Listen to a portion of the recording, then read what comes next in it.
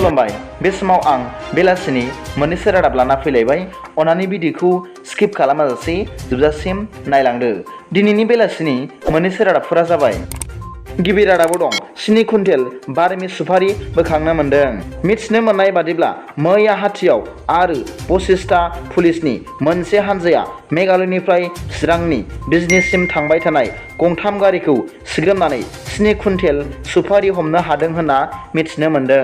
मिथिबावनाय बादिब्ला बे आयेन बेरेखा खामानियाव लोब्बा थानाय 7 फालांगिरिफोरखौ हमनो हादों होनना मिथिनो मोन्दों। पुलिसजों हमजानाय सुबुंफोरनि मुंखौ फारियै दीपक आर्ज, हड्रिक आली, इक्रामुल हुसैन, आनु आली, उजैर इस्लाम, नासिर उद्दीन, बिशाल आर्ज, साद्दाम हुसैन होनना सिनायथि मोन्दों होनना मिथिनो मोन्दों। नैथि रादाबाव दं अरुणाचल प्रदेशनि सासे मुंदांखा देंखोगिरिया बिटिआरआव फैगासिनो दङ। मिथिनो मोननाय बादिब्ला अरुणाचल प्रदेशनि मुंदांखा देंखोगिरि रित' दिबाया फैगौ 13 नभेम्बर खालि बिटिआरनि नोगोर क'क्राझाराव सौफैगोन होनना मिथिनो मोन्दों।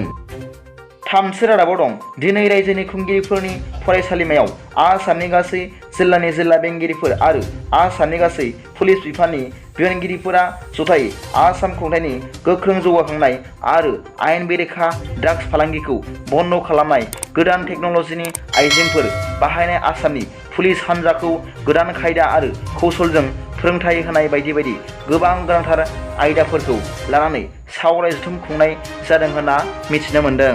बे गोनांथार सावराय जथुमाव आसामनि गिबि मन्थ्रि मानगोनां डक्टर हिमन्त बिश्व शर्माया बाहागो लानानै गोबां थुलुंगा गोनां बिबुंथि लाखिदों होनना मिथिनो मोन्दों।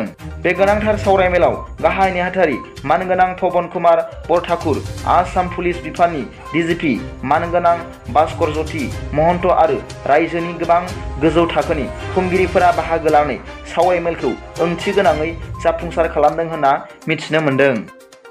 ब्रैथि रादाबाव दं बड'लेण्ड मुलुगसोलोंसालिनि जेंनाखौ सुस्रांनो खोथा होबाय। मिथिनो मोननाय बादिब्ला बड'लेण्ड मुलुगसोलोंसालियाव माखासे साननि सिगांनिफ्राय गोबां बायदि बायदि जेंनाफोर नुजागासिनो दं, जायनि थाखाय बेयाव फरायनाय फरायसाफोरा गोजोनै जिरायना थानो हायाखै। बिनि जाहोननि थाखायनो मैया बे बड'लेण्ड मुलुगसोलोंसालियाव फरायनाय फरायसाफोरा खौसे जानानै गावसिनि मोननांगौ दाबिफोरखौ लानानै गोख्रों सोमावसारदों होनना मिथिनो मोन्दों। मिथिनो मोननाय बादिब्ला बे बड'लेण्ड मुलुगसोलोंसालिनि गासै जेंनाफोरखौ 10 साननि उनाव बड'लेण्ड मुलुगसोलोंसालिनि रेजिस्ट्रार मानगोनां डक्टर सुबुं बसुमतारिया खुंफुंनानै होगोन होनना खौरांगिरिफोरनि सिगाङाव फोरमायदों।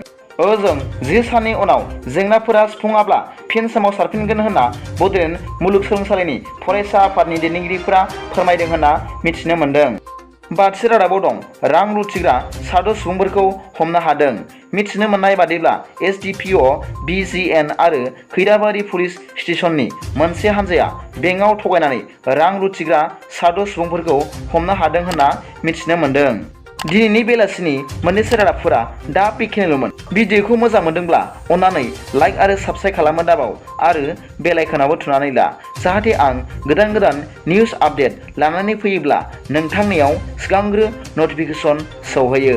गाबोननि फुंबिलिनि रादाबाव नोंथांमोनखौ आंनि चेनेलाव गोसो गोथारै बरायहरनाय जाबाय। गोजोन्थों। एसेनोसै। जै बर' हारिनि जै।